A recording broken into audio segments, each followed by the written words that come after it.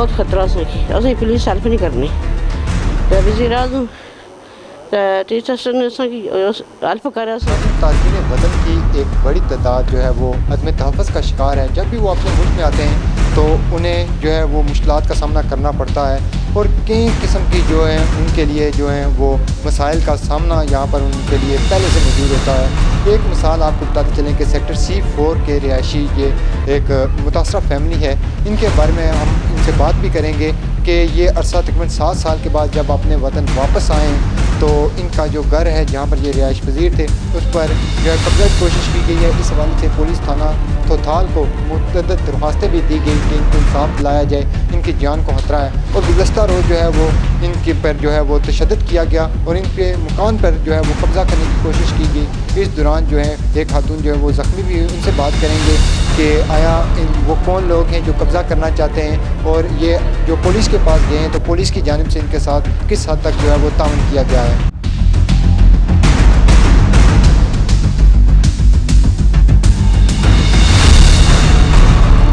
रफीक था जिले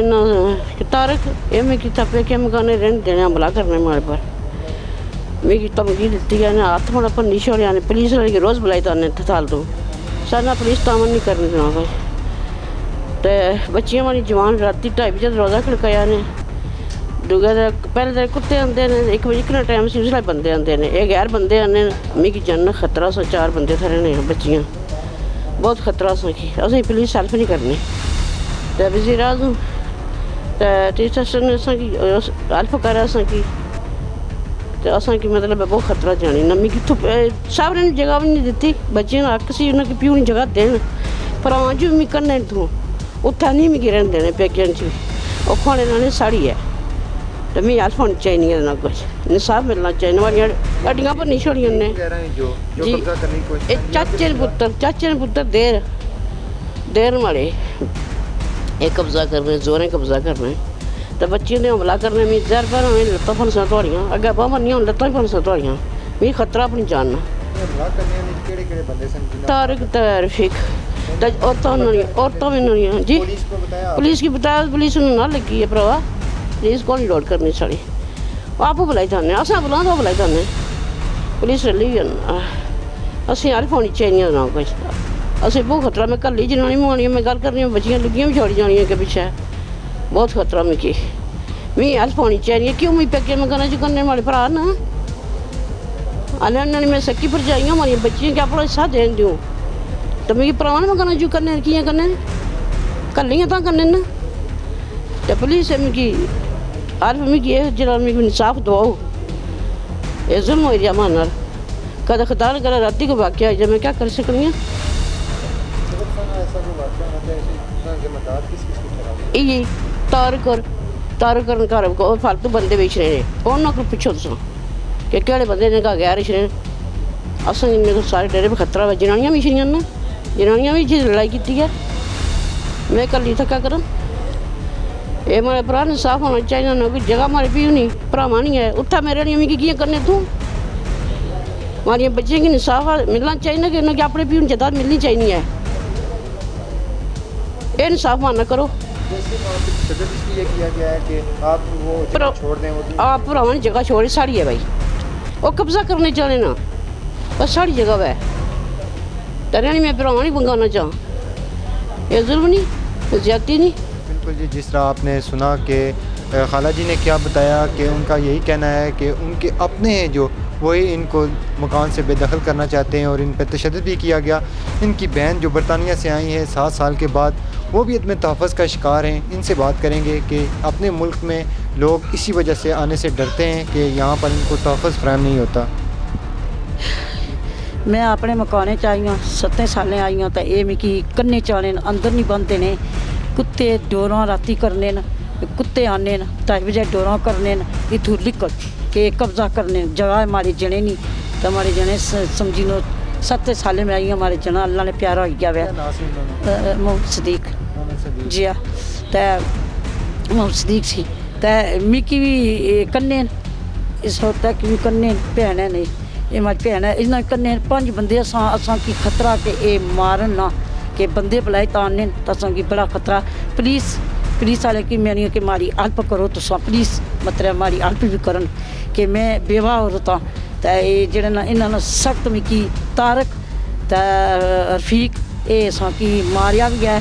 तो बांह सी भनिया मिगी भी मारिया ने तो जेड़ा ना मतलब अंदू कन्ने डराने। खाला जी आप बरतानिया से आए हैं बरतानिया। तो यहाँ पर अगर आपको इंसाफ नहीं मिलता हाँ जी, हाँ। तो क्या आप अपील करेंगे मैं या अपील थाने में करता- आप गए थाना जो हदूद का थाना ताल में वो क्या कहते हैं थाने वो वाले? थाने वाले कहते हैं कि मतलब जेड़ा ना कोर्ट च फैसला उसी जेड़ा है तो ये जेड़े ना मारने तछने मिगी खतरा है अंदर राती में जनानी मोनियां माड़ा बंदा को नहीं खुदा से तो जा ये जेड़ी नाल हूँ इस सवाल आई है तो द्वार पट्टी ने साड़ी तो हमला किया ने मैं स्टे लवाई है तो हूँ अज फिर स्टे ते पेपर भेजी ओड़िया ने भाई जेड़ा ना इस समन कोर्ट ने भाई मतलब अगली 4 दिहाड़ी दिन तो ये मिगी कन्ने चालन तो ये लिहाजा इस तरह कड्ढना इंसाफ होना चाहिए कि कुल गलाने बंदियां को पुछो जी पुरानी आबादी वाले कि ये मकान माड़ा है बच्चा बच्चा हट सी ये मकान माड़ा सिर्फ एक कब्जा करने के माड़ा करैल मरी गया तो इसी कैसा नहीं पता कि मैं इतना रह गई इट्टां सट्टी गई मकाने वास्ते भी जी दीवार पट्टी है वह भी चाहिए तक नहीं इट्टां जड़ियाँ माड़े मकाने इट्टां चकड़े ने जोड़े माड़े दरख्त सन वह भी जोड़े चाई खड़े ने हैं जी तो हूँ फोन करना हमला कि आने च अस इतों कटसा दीवार नहीं ने फेन दी तो आने सी कटसा असी खतरा सा दीवार तो चाहते कि साड़ी जगह एक खुली है तो अंदर पड़ी जाए तो जनानियां मानियां तो राती कुत्ते भी आने तो डोरा भी करने तो 2-2:30 नाल करने 2:30 बजे 2 बजे। आप यही अपील है कि आपको इंसाफ करे इंसाफ बस तारक ते रफीक ये इन्ना सी खतरा है ये जेड़े अस 5 बंदे ना ये साने जेड़े ना कोई गल है तो इन्ना 5 बंदियां ना इन्ना तो बगैर कोई करी नहीं सकना 2 लड़कियां 3 मावां धियां एक और लड़का ते मैं हाँ हैं जी तो ये असां की अंदर कन्ने चाने तो असां ये लिहाजा ये पसीना करने मतलब कि असां की ये कड्ढन जगह माड़ी है जे तो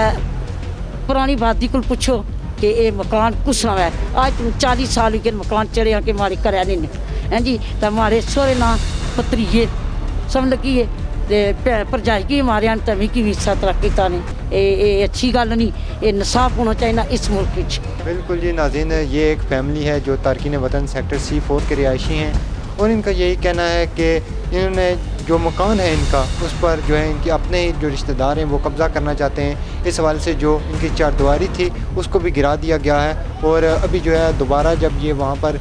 मौजूद थे तो इन पर गुज़श्ता रोज़ जो है वो तशद्दुद किया गया और एक जो खाला जी हैं वो ज़ख्मी भी हुई और इस हवाले से पुलिस थाना तोथाल जो है इनका यही कहना है कि वो उनकी जानिब से तहफ़्फ़ुज़ इनको नहीं दिया जा रहा और ना ही तावन किया जा रहा है। इनकी वज़ीर आज़म आज़ाद कश्मीर और चीफ जस्टिस आज़ाद कश्मीर से भी पुरज़ोर मुतालबा है इनका कि इनको इंसाफ दिलाया जाए क्योंकि तारकीन वतन की बड़ी तादाद है जो वो अपने मुल्क इसी वजह से नहीं आ रही क्योंकि जब वो यहाँ पर आते हैं तो उनके लिए रहने के लिए जगह नहीं मिलती। उनको जो उनके अपने मकान होते हैं वो भी जो हैं वो इनसे छीन लिए जाते हैं और अपने भी बेगाने हो जाते हैं। अगर इनको अभी जो इंसाफ ना मिला तो इनका यही कहना है कि हमें किसी भी किस्म का अगर नुकसान हुआ तो उसकी तमाम तर ज़िम्मेदारी है जो या उसका जो ज़िम्मेदार होंगे वो इनके जो रिश्तेदार हैं जिन्हें हमला किया है और इनकी जो जगह पर कब्ज़ा करना चाहते हैं वहीं होंगे। कैमरामैन मोहम्मद साद के साथ फैसल गुलजार, अदालत न्यूज़, मीरपुर, आज़ाद कश्मीर।